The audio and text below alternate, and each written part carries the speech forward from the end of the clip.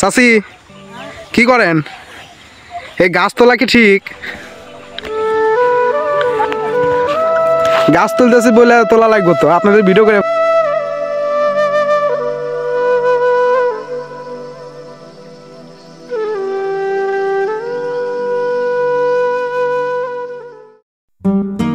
আসসালামু আলাইকুম ভিউয়ার্স, কেমন আছেন? আশা করি সবাই ভালো আছেন। তো ভাবলাম যে আজকে আপনাদের আমার গ্রামটা ঘুরে দেখাই, তাই আর কি ভিডিও বানানো। তো আমাদের এই সাইডে মোটামুটি সবাই ধান টান গাড়ছে, তো আপনাদের দেখাই। তো আমি সরু রাস্তা দিয়ে চলছি। তো আমরা এই আমাদের জমি ছিল এটা আগে, এই জমিটা এখন আমাদের থেকে চলে গেছে, অর্থাৎ আমরা বন্দুক নিয়েছিলাম।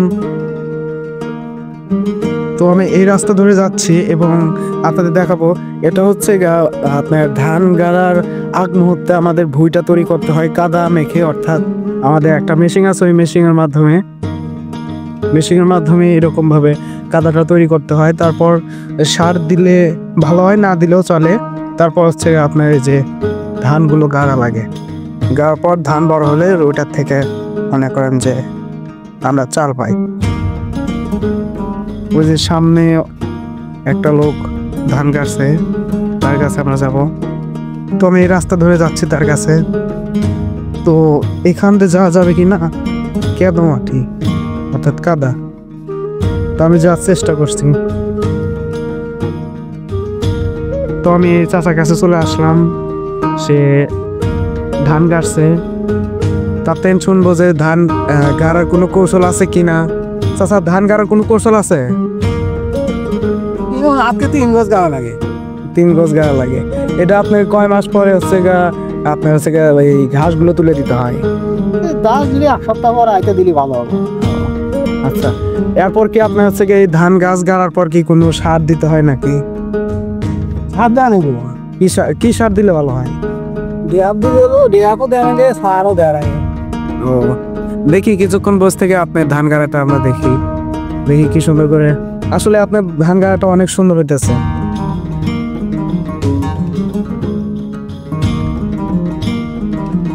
আসলে চাচা অনেক সুন্দর করে ধান গাছ গাড়তে পারে। প্রথমে আমাদের এই যে আপনাদের এর আগে দেখালাম যে ভুঁইটা তৈরি করতে হয়। ভুঁই তৈরি করার পর হালকা পানি দেওয়ার পরে এই যে এরকম ভাবে এটাকে বেসন বলে, এই বেসন কাটতে হয়, অর্থাৎ ধান গাছ গাড়তে হয়। আপনাদের কিছুক্ষণ দেখায় কিভাবে গাড়ে।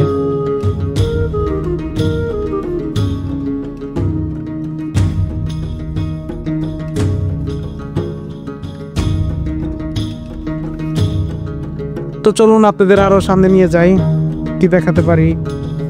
তো আমরা যাচ্ছি হচ্ছে এই ভুট্টার ক্ষেতের ভিতর দিয়ে। দেখুন এখনো ভুট্টা কাঁচা আছে মোটামুটি।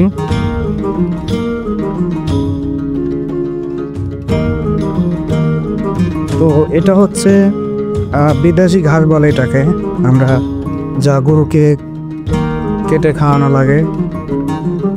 আর আমাদের এখানে বেশিরভাগ মানুষ ধান চাষ করে বেশি। আর প্রতি মৌসুমে আপনার টুকটাক সব আবাদি করা হয়। এই যে দেখতে পাচ্ছেন ভুট্টা গাছ, এই পাশে ঘাস। বা যদি গ্রামটা ঘুরে দেখতে চান, শহরে বসে না থেকে আমাদের যে কোনো আপনাদের বাবার বাড়ি হোক, দাদার বাড়ি হোক, গ্রামের বাড়িতে ঘুরে যাবেন। তো আমরা হাঁটতে হাঁটতে চলে আসলাম এই যে আমাদের মানে চড়ার ভিতরে একটা বড় একটা রাস্তার ভিতরে। আর পিছনে ওরা বড়ে পাড়তেছিল, ওখানে আমাকে থাকতে দিল না, কারণ যে ওরা চুপি চুপি বড়ে পাড়তেছিল। তাই আর কি ওদের থেকে দূরে চলে আসলাম। তো আমরা আমাদের এখন জমিতে যাব, দেখবো কি অবস্থা। তো চলুন হাঁটতে হাঁটতে যাই।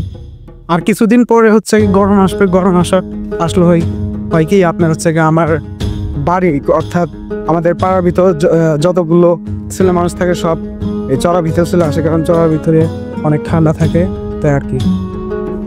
তো এই যে জমিটা দেখছেন সেটা আমাদের ওই সামনে। আর এটা হচ্ছে আমার আমার যে দাদা আছে তার বড় ভাইয়ের এই জমিটা, তিনি মারা গেছে, তার কবরটা হচ্ছে এটা।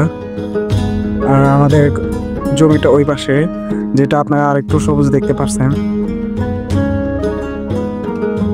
তো আমাদের জমি থেকে দেখতে পাচ্ছেন যে মানুষ ঘাস তুলতেছে, কিন্তু কিছু বলতেছি না, কারণ তারা এই নিচে যে দুবলা ঘাস বলে সেই ঘাসটা তুলতেছে। অর্থাৎ এই বড় ঘাস না তুলে তারা দুবলা ঘাস তুলতেছে, সেই জন্য আর কিছু বলতেছি না।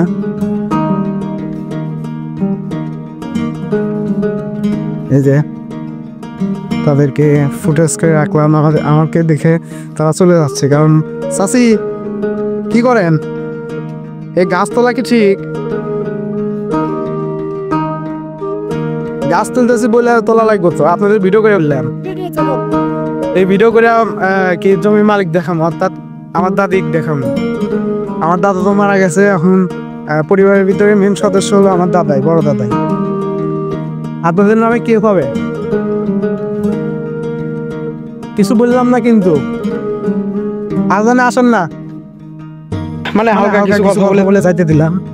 আর এটা হচ্ছে আমার দাদার কবর, আল্লাহ যেন তাকে জান্নাত নসিব করে, আপনারা সবাই তার জন্য দোয়া করবেন। আর এটা হচ্ছে আমাদের জমি, অর্থাৎ এই যে এই সোজা এই সাইডে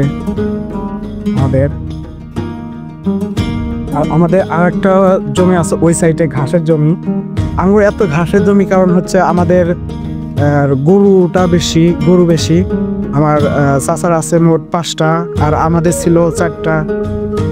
আমাদের গরুগুলো অলরেডি তিনটা না দুইটা বিক্রি করে দেওয়া, 3টা বিক্রি করে দেওয়া হয়েছে। আর কিছুদিন আগে আমাদের যে গাভী গরুটা ছিল, ওই গরু একটা বাচ্চা দিয়েছে, সেজন্য ওই 3টা বিক্রি করে দেওয়া হয়েছে। আর আমাদের কাকার যে গরুগুলো ছিল, ওই গরুটা হচ্ছে গরু 5টা ছিল, 5টাই বিক্রি করে দেওয়া হয়েছে। কারণ সামনে কোরবানি ঈদ আস্তে আস্তে আবার নতুন করে গোয়ালে তুলবে, তাই আর কি বিক্রি করে দিছে।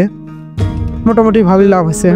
একটা গরু থেকে প্রায় 6 মাস লালন পালন করছে, তো মোটামুটি 20-25 হাজার টাকার মতো প্রত্যেকটা গরু থেকে লাভ হয়েছে। এখন মোটামুটি ভালোই লাভ হয়েছে, অর্থাৎ খাবার সবকিছু বাদ দিয়ে 20-25 হাজার টাকা লাভ হয়েছে। আপনারা চাইলে বাড়িতে গোয়াল করতে পারেন, ভালোই লাভ হয়।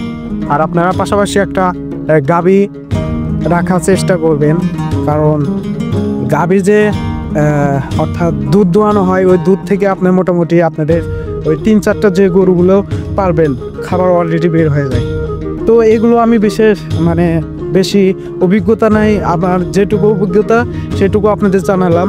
এখন হচ্ছে বিকাল টাইম, অত মানুষ এখন বের হয় নাই জমির কাজ করার জন্য।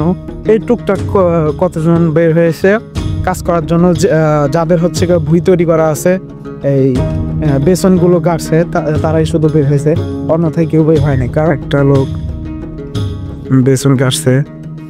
বেসন কি শর্ট পড়ছে নাকি? শর্ট তো পড়ার কথা না, কারণ এইটুকু বাদ আছে।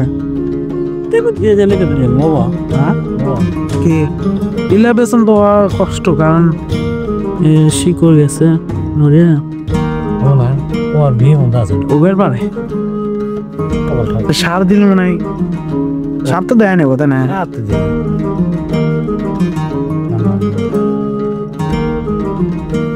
তো আপনাদের কিছু সিনেমেটিক ভিউ দেখে তারপর আমি ভিডিওটি শেষ করছি। তো আপনারা ভিউটা এনজয় করতে থাকেন।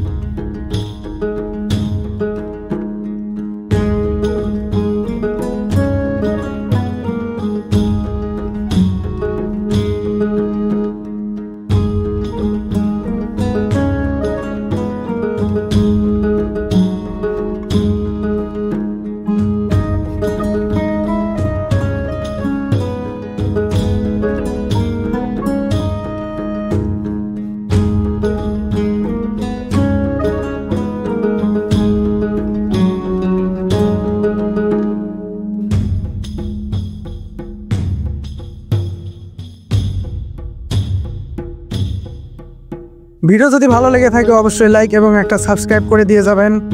তো দেখা হচ্ছে পরবর্তী একটা ভিডিওতে। তো ততক্ষণ পর্যন্ত আপনাদের সবাইকে আল্লাহ হাফেজ, টাটা, বাই বাই।